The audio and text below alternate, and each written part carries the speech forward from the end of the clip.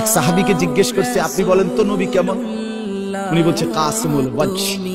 এক শব্দ কইছে, মানে হলো তিনি ছিলেন এমন যার প্রতিটা অঙ্গ, চোখ, নাক, কান, হাত, আঙ্গুল, ঠোঁট, প্রতিটা অঙ্গ যদি আলাদা আলাদা দেখি তাইলে সবচেয়ে সুন্দর, সারা অঙ্গ যদি একসাথে দেখি তাইলেও সবচেয়ে সুন্দর।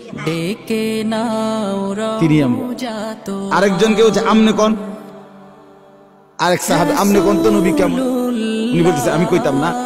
তিনি ছিলেন এমন ওয়াসিমুল ওয়াজহ, তিনি ছিলেন এমন যাকে একবার দেখলে আবার দেখতে মন চায়, দ্বিতীয়বার দেখলে প্রথমবারের চাইতে আরো সুন্দর মনে হয়, যত তারে দেখি তত আরো সুন্দর লাগে। তিনি রাসূলুল্লাহ সাল্লাল্লাহু আলাইহি ওয়াসাল্লাম। আহা মুসলমান, কাকে ছেড়ে দিলাম? কার সুন্নাত ছেড়ে দিলাম?